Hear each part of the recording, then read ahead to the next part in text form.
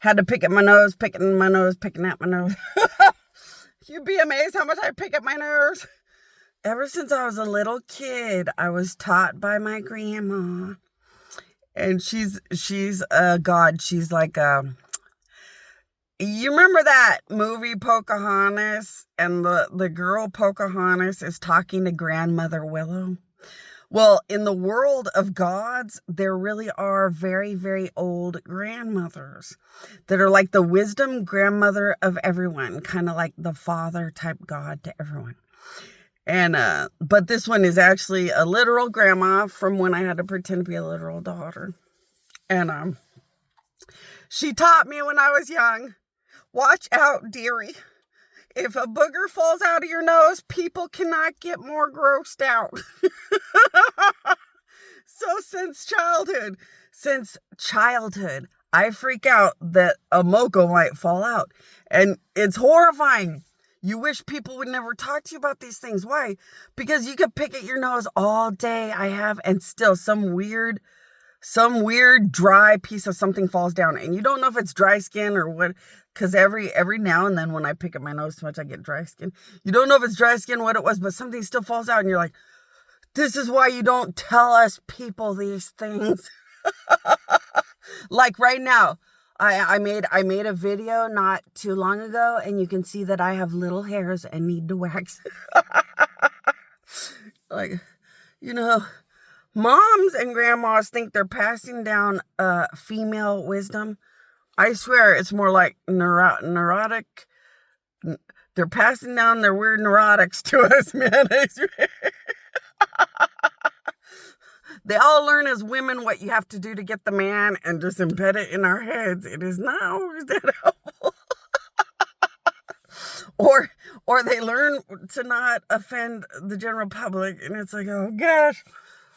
But it creates a little bit of some like stress issues.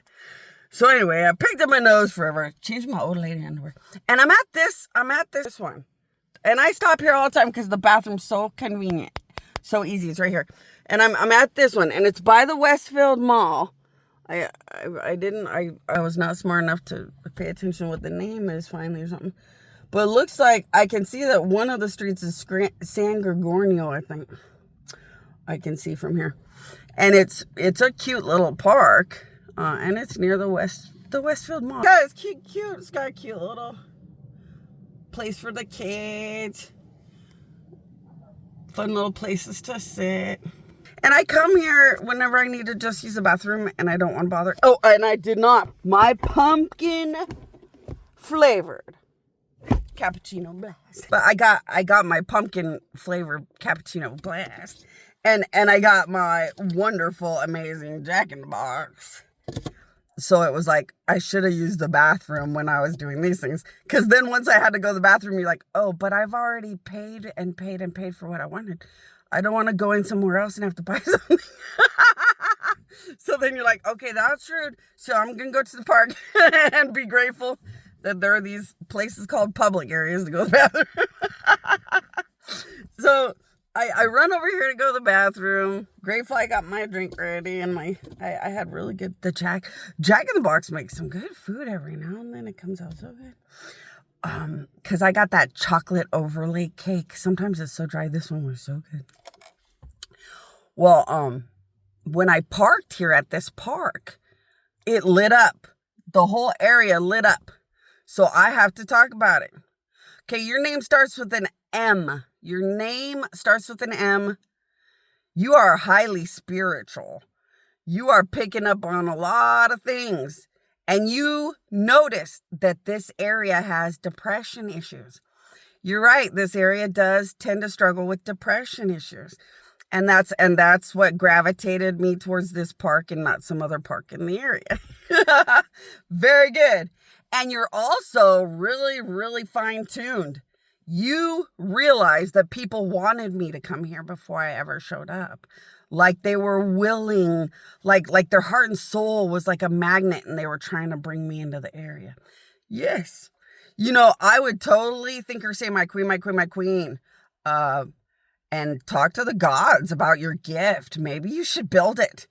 It's a brand new gift. I can tell that your gift is brand new. So some God is getting jiggy with it.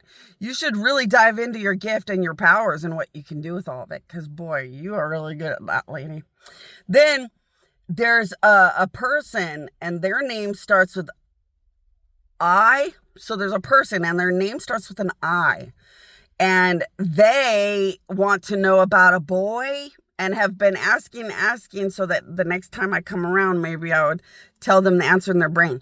Well, they're not around, or I would try. The answer about the boy, sadly, I don't know if you want to hear this. So you really like this boy. Oh, you really like this boy. You like this one boy so much. You just really like this boy. The one that would love you the deepest, love you the most, treat you like your everything is actually the boy that pretends to be your bestest friend. And I know it's so hard to ever think of somebody who's your best friend like a boyfriend, but try this trick. Try my queen. Bonnie, can you show me how he's actually better than every other boy at things? That is what will help you to not see a boy as your best friend anymore. When you realize that boy would spoil you more, lavish you more, give you far more than these other boys. And then you might say, but the sexual part. Yeah, but what if it's better? So I'm going to ask you to think or say my queen, and try it out and see if my powers can show you why that friend can easily be a very good, much more. And you already know he never let you down. And even if you guys broke up, you'd be really good friends because you're like the bestest best friends of a really good group of good friends that you guys have. So it could still always work out just fine. There's somebody else in the area. Their name starts with a D. Their name starts with a D. Okay, you with the name that starts with a D. You wanted to know why things aren't going the way you want when you're pretty good at thinking your life, structuring your life, and trying to follow through your life. Like a really good Scientology person, you know that karma does play a part. Science and the environment does play a part. So you go to great lengths to plan and organize your life, orchestrate your existence, and carry it out. But it just doesn't work. It's just not working. So you're wondering, why is it not working? Well, I hate to tell you, but the answer is really easy. Everything that you think you want is actually not kosher to the reality of your actual permanent. How do I answer? Okay, your great uncle. So you have a great uncle. That great uncle was like a warlock. Because all your choices are not really what's best for you.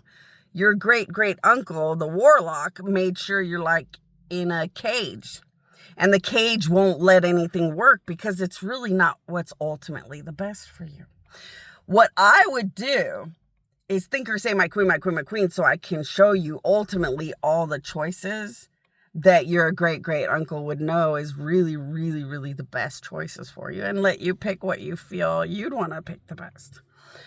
Because your ideal game plan life choices, you got like 27.